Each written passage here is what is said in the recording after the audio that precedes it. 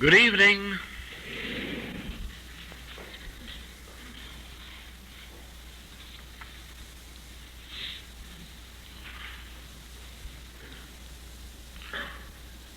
The higher you go in spiritual awareness, the more you learn about the mental and the physical realms. You don't seek it, you don't study it, you don't look for it. It is revealed to you.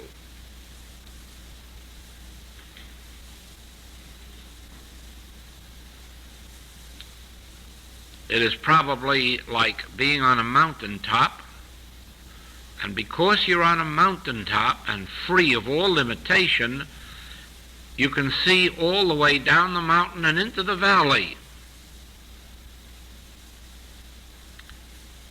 Far better than those who are down in the valley. This is absolutely true on the spiritual path, that nobody living the physical and mental life knows even a grain about those things in comparison with those who are on the spiritual level, because from the height of spirit you can see right down into the mind and into the earth. And for this reason you know things that the people living in that very life do not know and can never know, because they are too close to the picture and they are too involved. It is for this reason that from the altitude of spiritual consciousness you clearly perceive the working of the human mind.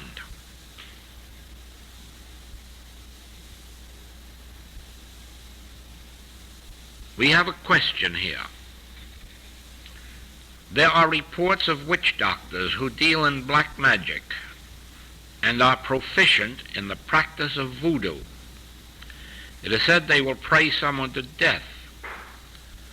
If those on the spiritual path keep their thoughts on their true identity, the Christ consciousness, will this protect them from such malpractice? Of course it will, but let's go a step further than that now. We have just had published the 10th edition of the book, The Infinite Way. The reason is that probably for a sake of suffer it to be so now, in the older editions there were a few places where mind was used with a capital M as if it were a synonym for God. But as a matter of fact, one of the first revelations given to me that started the whole practice that became the infinite way is that mind is not a synonym for God. As a matter of fact, mind is not God. Of course, since then I've been able to prove it conclusively, so that I hope it will not be too long before everyone who is laboring under the belief that mind is God will not only understand that it isn't, but benefit by that knowledge. Very simply, mind can be used for good or evil. You can use your mind to think good thoughts, and you can think with your mind bad thoughts. And the very fact that you can use your mind is first proof that it can't be God, because it's hardly likely that you can use God. Secondly, since the mind can be used for both good and evil, it can't be God. For God is too pure to behold iniquity. God is divine love. God is infinite wisdom. God is above the pair of opposites. There is no such thing as evil in God, nor even the possibility or potentiality of evil in God. Now, try to imagine, well, of course, in Orthodox religions, it is believed that God visits disease on some people. I believe it's even in the funeral service that God has called this beloved one home, probably with cancer or polio or consumption or some other pleasant way of taking his child home. But you know that that must be nonsense. God doesn't give life and destroy it. God doesn't create his own child and strike it down with a horrible disease. You can't believe that if you have been on the metaphysical path, regardless of which path you have followed. You certainly can't believe that God is responsible for anyone's death or for anyone's disease or anyone's accident. You surely do not any longer believe that God punishes anyone by striking them down. And so it is that if you have come even a step along the spiritual path, you must know that in God there is no evil. And therefore, if the mind can be used for good and for evil, it cannot be God. Or let us put it this way, if the mind can be used at all, it is not God. For God cannot be used. We are not the masters of God. We are the servants of God. And even one so great as the Master said, "Don't call me master, I am the servant." And he lived his life as the servant of God. Probably that's why we call him master, because he was such a good servant. There is no such thing actually as being a master. There is only being a good servant of the Spirit. And you will discover as you get into healing work that you have no control over sin or disease or lack or limitation or storms, that your only function is to be still and let the Spirit of God do its work through your consciousness or as your consciousness. You do not direct it. You do not influence it. You do not tell it what to do. You merely be still. I of my own self can do nothing. It is the Father within me that doeth the works. If I speak of myself, I bear witness to a lie. The Father worketh in me. And so you can see, I am still. I am receptive to the still small voice. God is not in the thunderstorm. God is not in the whirlwind. God is not in a disease. God is not in an accident. God is not in death. God is in the still small voice. And so if I am to be a practitioner, I must learn to be so still that I can hear that still small voice, because when God utters his voice, the earth of error melteth. It makes no difference what form it is, sin, false appetite, bad tempers, insanity, sickness unto death. Neither you nor I ever will be able to heal such things. And it's a horrible form of egotism to believe that we have such powers, regardless of what we know. Some of you, I'm sure, have had experiences such as I have had, being called to people in frightful conditions of health at death's door, and had to frankly say, "Oh God, if I could only do something about it, if I knew how. I know all the truth there is in the books and all there is in the Bible, and yet I wouldn't know what to do about a thing like this." There are some here who know about this. An automobile accident took place in Honolulu, and some high school kids were in it.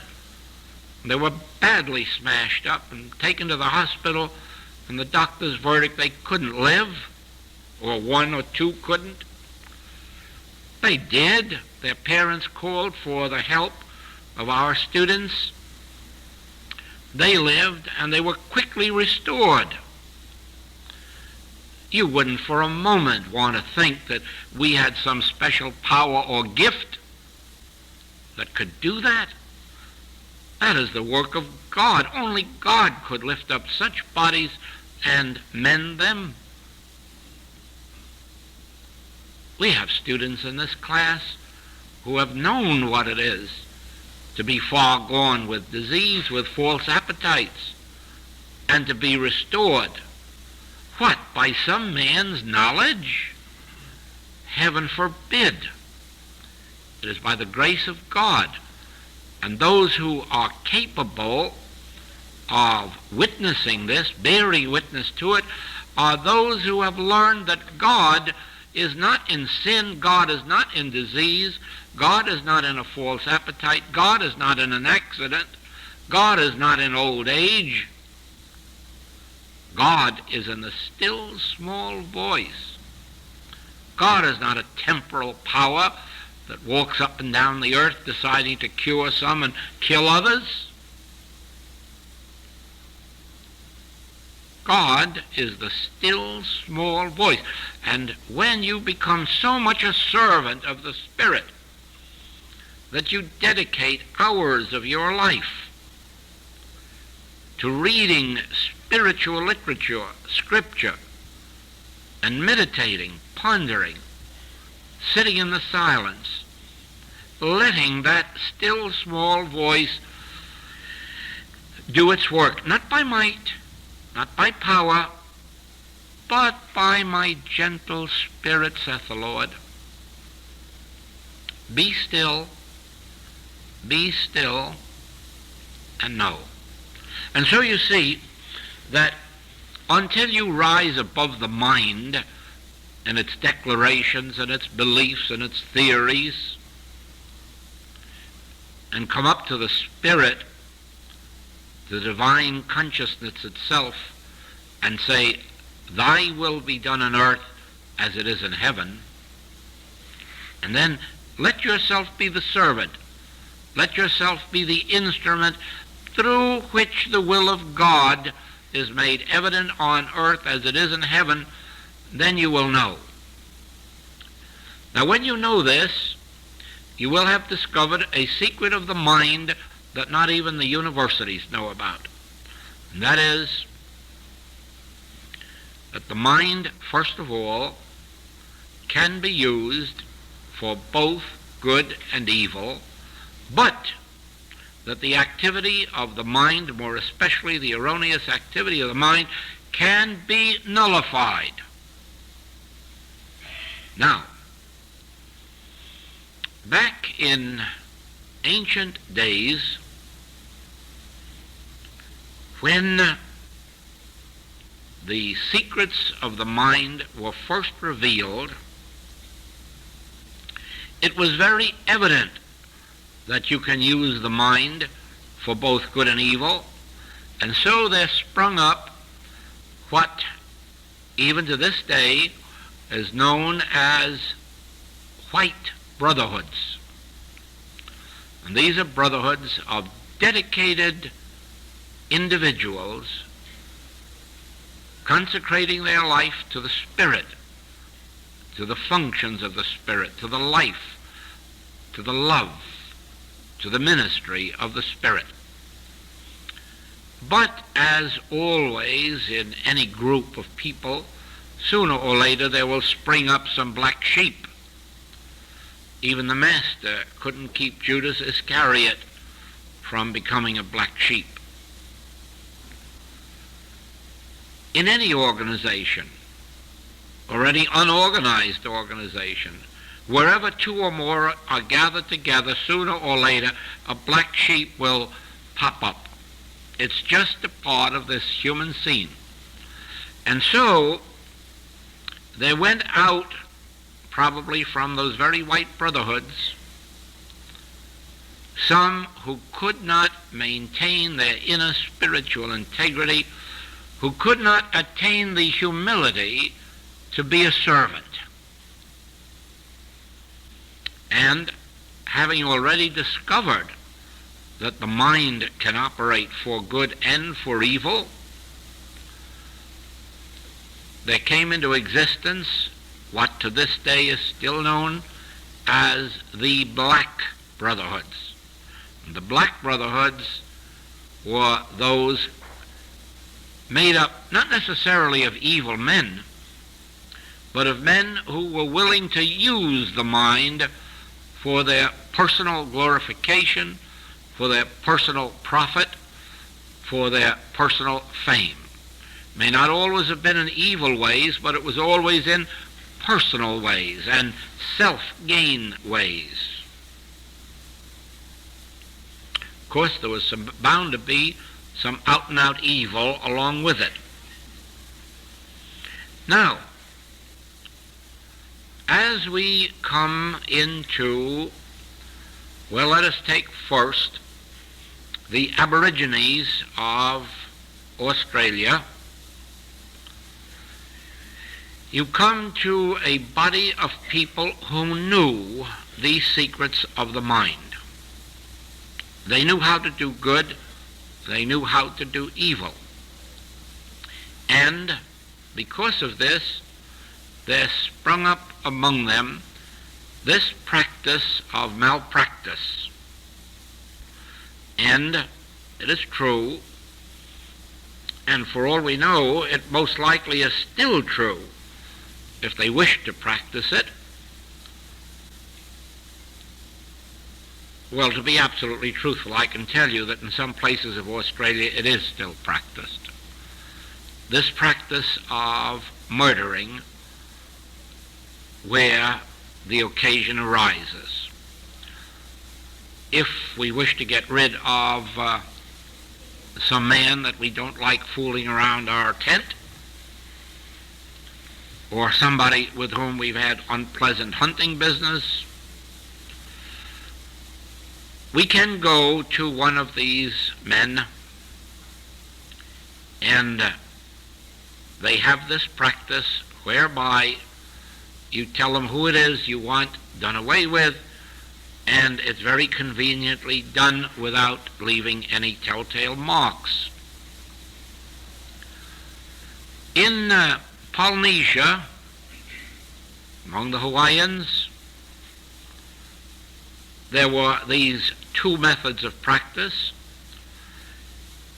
We had there, years ago, the good kahuna and the bad kahuna. The good kahuna were those who healed, who blessed, who held the homes together. They were the religious leaders of their people. There are undoubtedly some good kahunas still functioning, more or less behind the scenes. But there were also the bad kahunas. And the same practice, if there was someone you wanted out of the way, it was very quickly arranged and attended to. In South America and Central America, before the 18th, 19th centuries, they knew this same practice. And naturally, it exists in Africa. You know that full well, that there are these voodoo or witch doctors, as there are still some in Central America.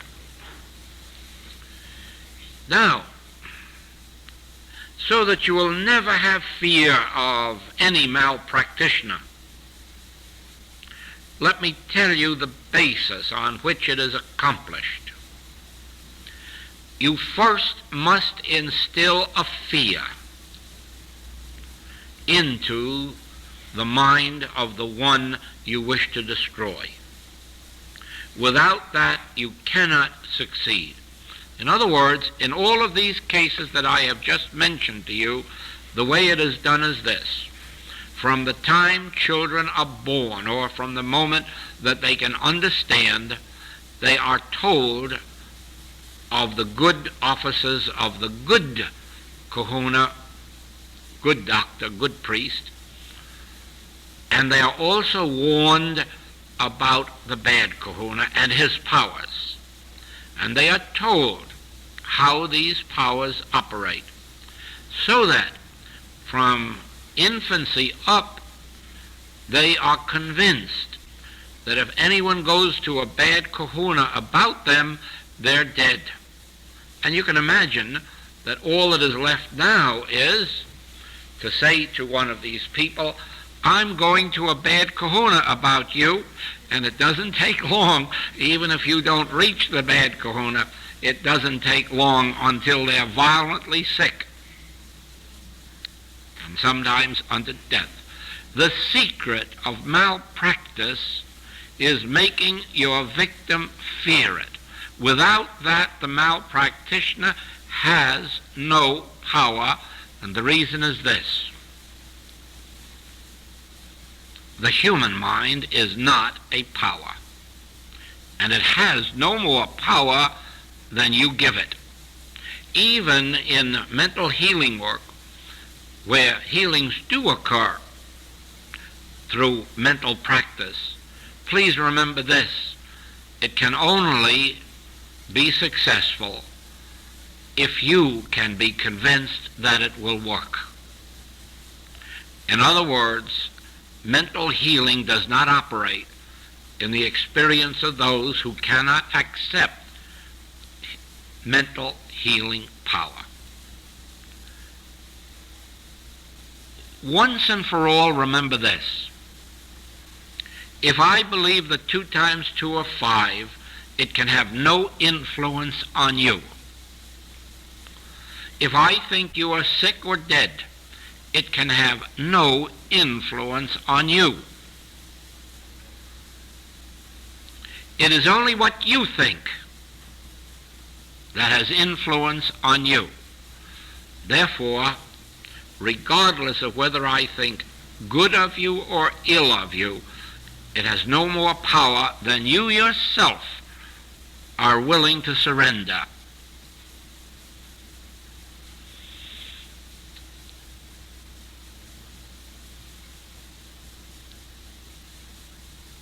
In the beginning of this Infinite Way work, there were letters written to me that people were going to pray until I was dead. They just keep it up long enough, I suppose they're going to have their way. But not until I get ready. Not until I get ready. And just last week, while we were on shipboard, we met a man so surprised to see me because he heard I was dead years ago. Once when I was lecturing in San Francisco, I was just due there one day, I went into the metaphysical library. Mr. Sherman said, "Heavens, you've made it." And what did I make? The resurrection. I did? Why, yes, you died in Cincinnati yesterday. Oh, I've been hearing this now for over 15 years. Do you see that? That has no power. It has power on the one who is projecting it, because they're the ones who believe it. They are the ones who believe in death, and so death it must be to them. I can't help that. As they sow, so shall they reap. If they can accept the belief of death, death must come. If they can accept the belief of disease, disease must come. Because it's operating, it's functioning on the law of cause and effect within them. But never, never believe that actually there is any power but spiritual power. The only power there is God power. And nobody can use it. It is something that uses us if we open ourselves to it. But don't fear mental power or physical power, because these have no more power than you individually will give to them, or than you will accept of the universal belief. You know that there is a belief that we live 70 years and 10. I had a grandfather who was very ill when he was 69, and the doctors were afraid he was going to die. And he said to the family, my grandfather said, "Please don't be afraid. You know that we're promised 70 years and 10. I won't die till next year." And next year he died. But we don't believe, it's still in the Bible, but we don't believe in 70 years and 10, do we? And because we don't believe in it, we are not demonstrating it. There are far fewer people dying at or near 70 than ever before. And why? Because we're not really sold on the idea that we're getting near 70 and we'd better start ordering the coffin. So please understand this.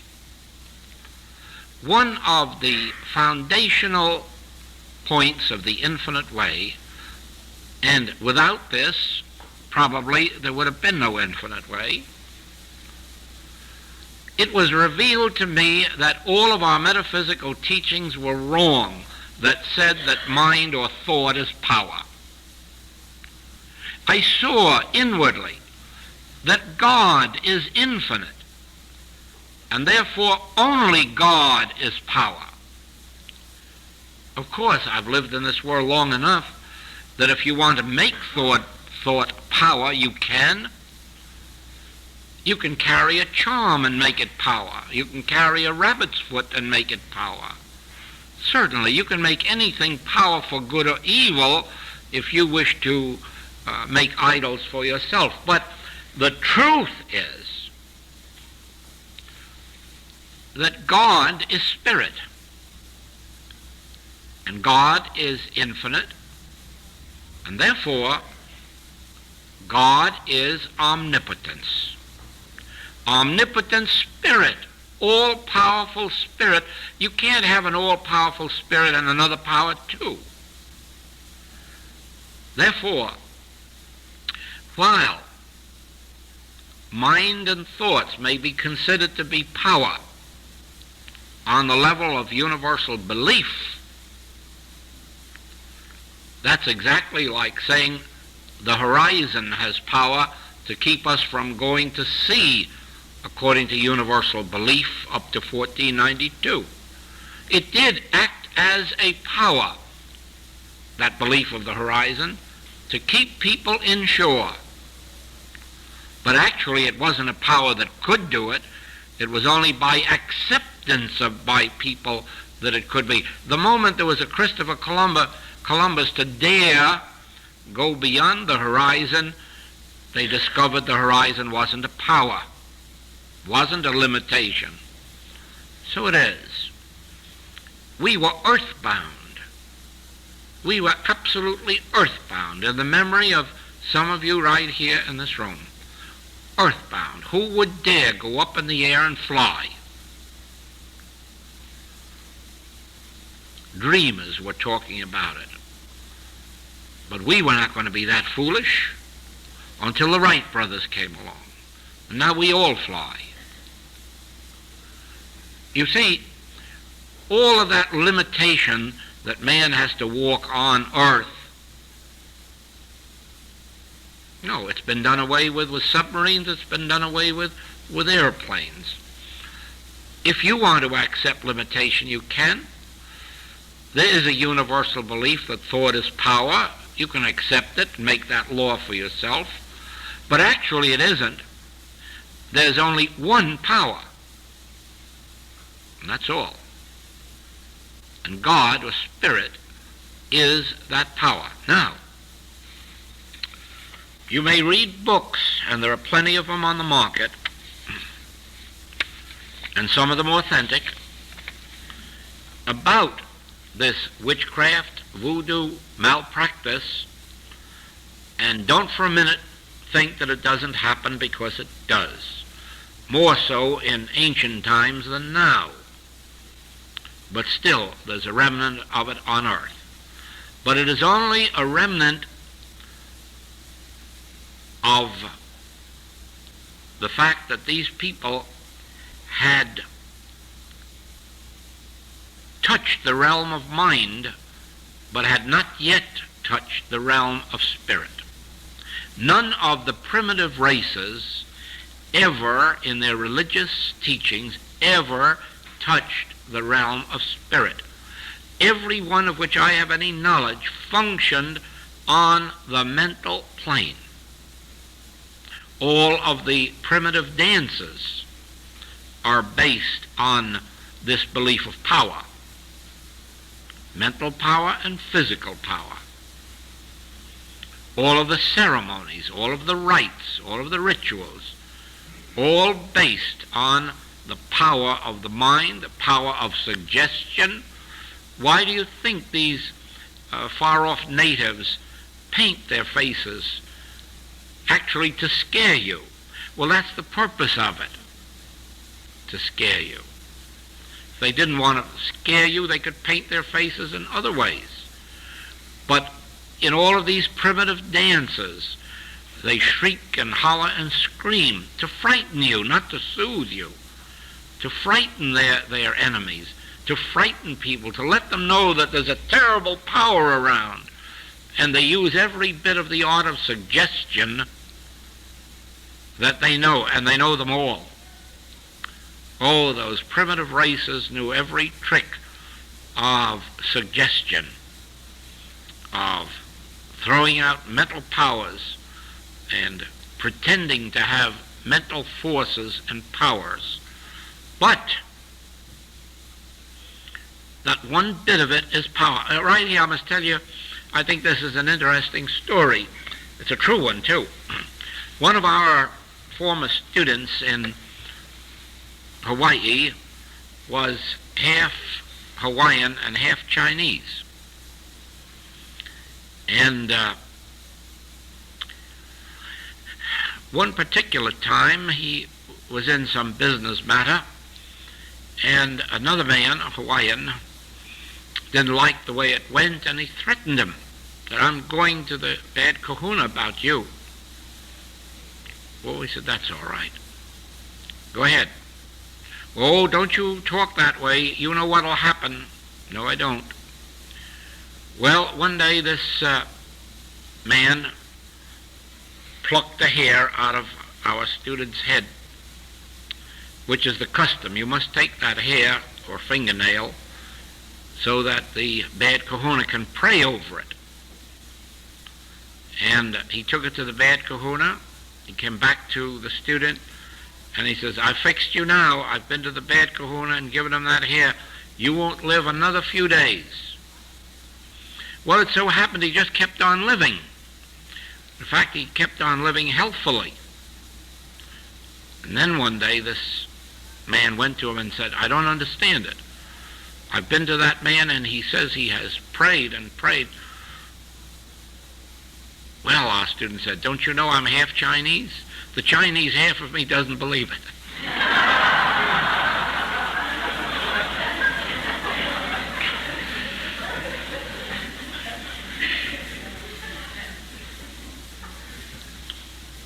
You see, you have witnessed this several times in the last few years. waves of fear go across this country.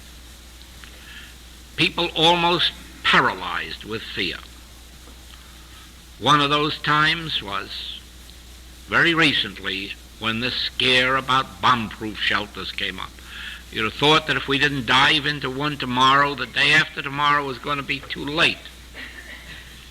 Several times when negotiations have broken down with Mr. K, the same wave of fear has gone around. And last year we started to run out of gold. And oh, how fear became rampant again. Several times in the last few years that's been noticeable, these waves of fear going across the land. Now, just one simple question. Is there a God? And if there is a God, what is there to fear? If there is a God, what can we fear? The fact that we may die? Well, why not face it right now? Someday each and every one of us is going to be missing from off this earth. In one way or another, we are going to make a transition. Or what our friends will say, he died, passed on. It's going to happen.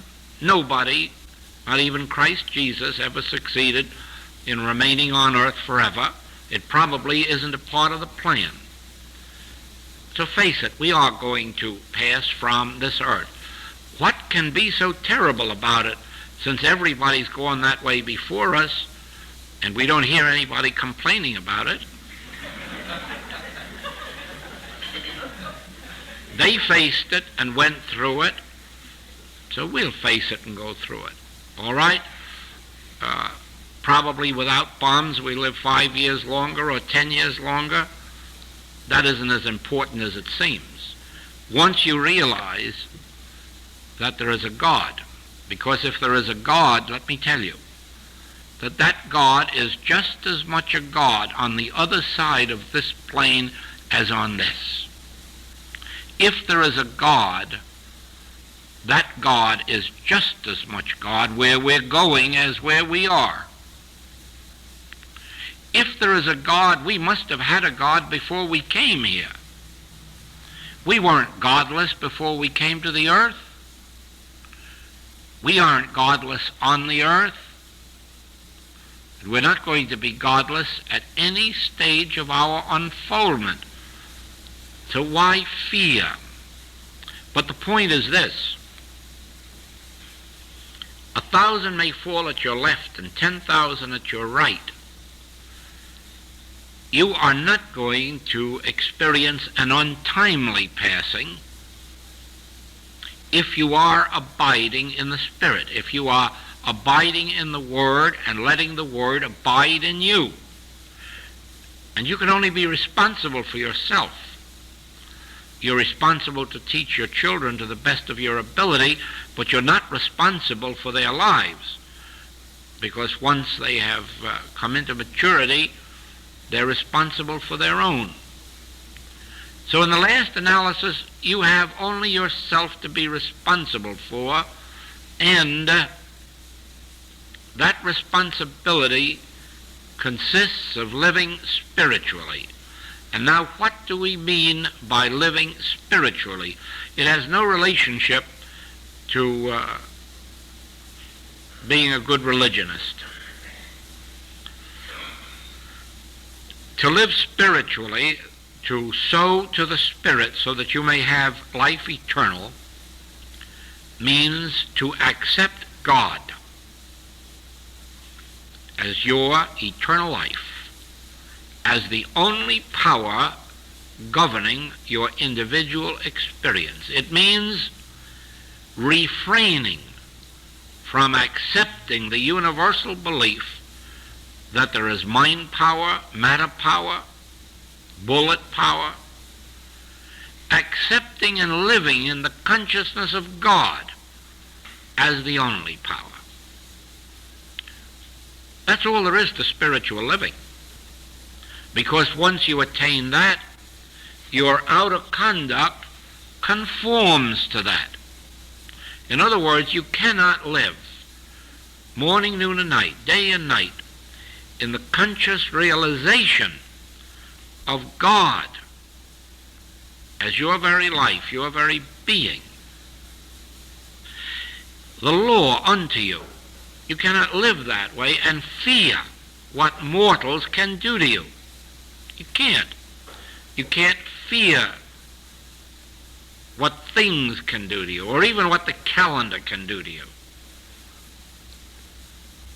You see, the greatest hold that the universal malpractitioner has over us, the universal malpractitioner is universal belief.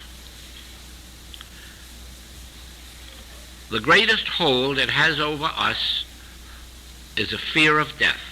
It has planted in us a fear of death from the time we were born, or even before that. And it holds that whip over our head. And therefore we run to any and every bit of aid that will keep us from dying, when all of the time there's no truth in death at all, not any more than there is in the kahuna's praying over a piece of hair. There's no power in that, except to those who give it power. There's no power of death in heaven or on earth. Therefore, unless we can be made to fear death, we can't be killed and we can't even be diseased. In order to be diseased, it has to operate in us through a fear of death. That is why there are some diseases called incurable, which aren't even diseases.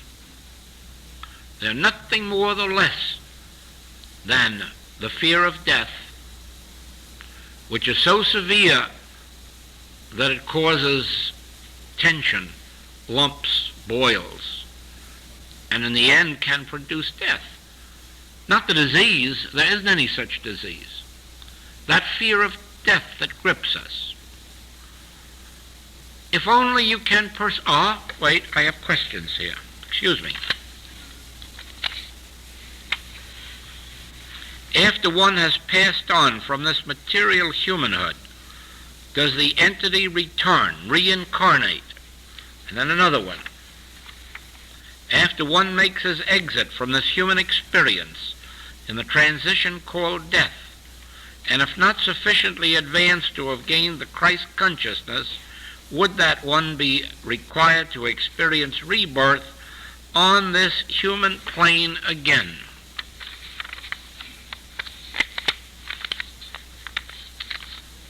Of course, nobody can rise higher than their state of consciousness. And so whatever our state of consciousness is now, that's what it's going to be until it's changed. And therefore, if we are living now in the belief of physical life, passing on is not going to stop that belief operating. We are still going to be functioning in the belief of physical life. If you're on the spiritual path, it will be a higher form of that physical life. There won't be any more returning to slavery. There won't be any more returning to the enslavement of the senses. There won't be any more of this being imprisoned in a body. And try to understand what I mean by this. It's very important. We live, and we have bodies,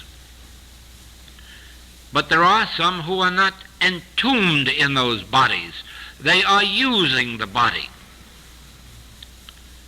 They're fully prepared, should the occasion require it, to give up this body, to do so without a struggle, knowing that we can function without it, and whatever form of body we need will quickly be formed for us.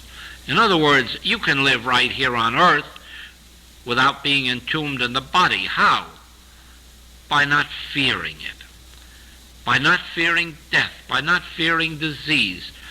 By, when disease comes along, take care of it spiritually and let it pass from you quickly. But don't get entombed in the body as if this body controls your life. The body does not control your life unless you let it. And that's on the same basis as the kahuna doesn't control your body unless you let him. Now, the truth is that you govern your body. Let me prove this to you. There is a you. And just for this moment, say the word I to yourself. I. And now, I have a mind. I have a body.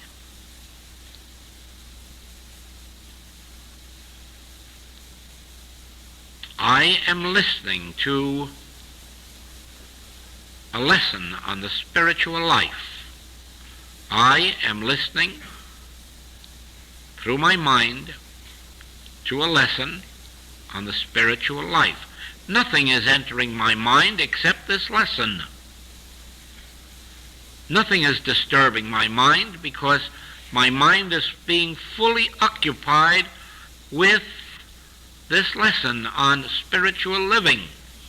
I have been here for over an hour, and my mind has been attentive to the lesson. My mind has been interested in the lesson.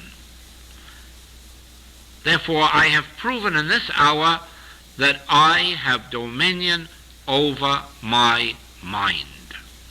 Therefore, if I so choose, I can practice this so that 24 hours a day I can have dominion over my mind so that it will think only the thoughts that I wish it to think, or that I wish to think in or through the mind. Just as I have governed this mind for the past hour and a half, and only this spiritual message has entered it, so I can go on hours and hours and hours governing the activity of my mind, determining what shall enter it. All right, for this hour and a half, I have also governed my body. My body has sat in a chair quietly and peacefully. In fact, I've hardly thought about my body in this last hour and a half.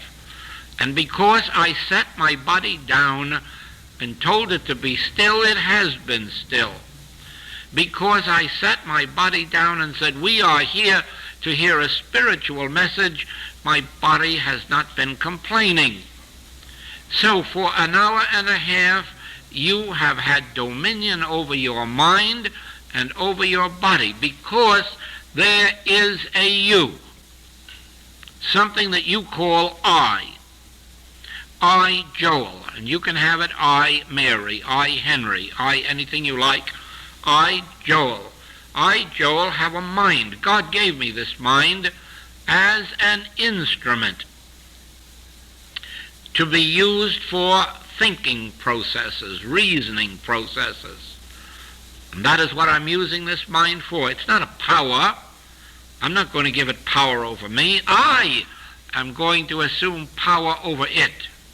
I, through divine grace, God gave me dominion over everything on earth, including my mind and my body. And I have dominion over my mind that it will think thoughts in accordance with my desire. And I will tell my body where to travel and when. I will clothe my body. I will bathe my body. I will not let my body dictate to me. I will dictate to my body. Now, do you not see that once you attain the divine dominion given you by God in the beginning, that you are living the spiritual life of dominion. Dominion over the mind, dominion over the body. And then you will see that one of these days, if this body is taken from you, I will still go on, and I will form for myself, or God will give me by grace, whatever form of body that I require. Therefore, if I am in the state of consciousness in which my body and my mind govern me, dying isn't going to change that. Passing on isn't going to change it. I'll wake up with another mind and body still governing me because I've yielded myself up. I've just given myself up weakly to be bossed, to be dictated by a mind and a body. But if I depart from this plane, knowing my oneness with God, acknowledging God as the only power, then naturally that's the consciousness I carry with me. And that's the consciousness with which I start out my new experience. Whether or not we return to this plane is determined more or less by our state of consciousness and what experience may be necessary for us. There is a state of consciousness of the great illumined ones, attaining which there is no need to return to earth. But I will say this to you, that no one has ever attained such heights that they govern that. There are others that govern whether or not we return. And if there is a purpose to be served by Jesus Christ, he will return, or maybe has returned, to earth. If there is some function for him to perform, either of his own accord or by the request of those of attained spiritual consciousness, be assured, anyone will return when requested to, even if there is no particular reason on their part. If it is deemed wise for the benefit of the world that any enlightened soul return, they return. If it is deemed wise that they function otherwise from behind the scenes, they will function from behind the scenes. The reason is the white brotherhood still exists. This great spiritual brotherhoods of old still exist. No person passing from this plane of earth dies. And therefore, you may be assured that a Lao Tzu, a Buddha, a Jesus, a John, a Paul could never die and rot away. They are functioning. How could God provide for anyone to be so highly illumined and then exterminate them? That isn't possible. They are still functioning. And we benefit by it. And all you have to do is to be familiar with the history of the world to know that there is an evolving consciousness, ever improving, reaching a point where we will be in just a few decades, where there will be absolute peace on earth and goodwill among men. We are approaching that so rapidly, it is catching up with us so rapidly that it's almost breathing down our necks. I had a letter today from a mystic in Malaya saying to me that he hopes I have received the good news that there will be no war, that very soon there will be complete peace on earth, and that the spiritual forces operating on earth and behind the earth are already bringing this to a focus. And this I have been telling our students now for some 5 years, because it's becoming more and more apparent, more and more visible from behind the scenes, and even traveling the world looking at our present-day history. Some of you may not be able to believe it because you read newspapers and listen to news reports. And of course you can't get this information there because newspapers or news reporters do not report what is occurring that will have effect a year from now or 10 years from now. They report only the current day-by-day news. And therefore, they have no way of reporting, even some who know, they have no way of reporting to you the forces that are operating to bring about peace on earth.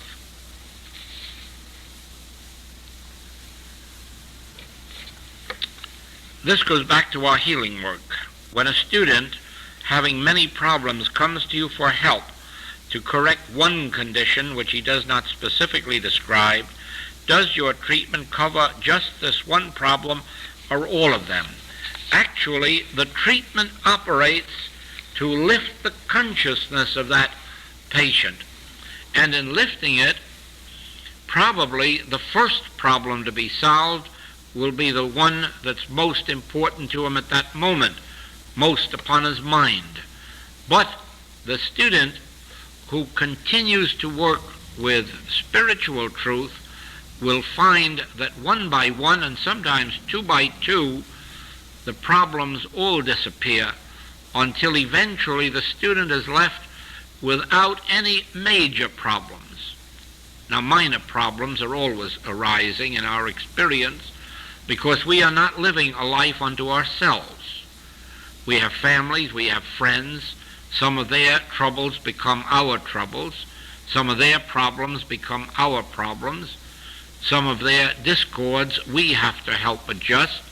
And so it is that no one, unless they want to be an escapist and run away to the hills, no one is going to arrive at a place during this lifetime of no problems. But they will arrive through spiritual study and meditation at a place where they have no major problems, where their major problems, if any, are quickly met. It is all a matter of evolutionary consciousness. If we stick to a spiritual path, we are evolving spiritually. It is a process that is so slow that you cannot at any period measure your progress. Although you can, as a student recently said to me, you know, until I found the spiritual path, we were using what should have been our savings for doctor bills for ourselves and the children. But since being on this path, we have had no doctor bills. So it's only when you look back and see something like that that you can measure some progress. Or I have heard students say, you know, I haven't made a bit of progress in the last 10 years. And then I've asked them, to what extent have you had problems comparable to what you had before? Oh, I haven't had any great problems. Oh, you haven't. That's kind of progress itself, don't you think? Of course it is. And we ourselves do not realize how many years we go along without major problems, without major diseases, without major sins. We just do not realize it because we begin to take it for granted once we are on this path. And it's rightly so. Why should we bother thinking about troubles when they're no longer part of our consciousness? But sometimes, by witnessing the absence of problems, we can note our progress. Otherwise, it's difficult because, and this is probably strange to some of you, there is no way of feeling spiritual. I know there are lots of students who often say they don't feel spiritual. Well, I don't know what feeling spiritual is like because I never had the feeling either. I just feel good, that's all.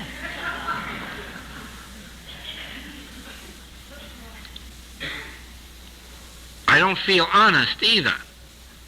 I don't know how you could feel honest unless you had an awful memory of dishonesty. You have to have something to compare it with. And so it is, there's no such thing really as feeling spiritual. You just feel right. That's all that's to it. And so you can't measure your progress by feeling spiritually. Another thing, some students are concerned with hearing voices and seeing pictures. Some even want them in Technicolor. But you can't measure your progress that way either. You may, on occasion, hear a voice, especially if it's necessary, you will. You may sometimes catch a vision within you, but that's not necessary to the spiritual life. Not at all. What is necessary is that we always, in some way or other, are guided to do the right thing at the right time or be in the right place at the right time, sometimes without even knowing that we were guided there. And so it is until tomorrow night.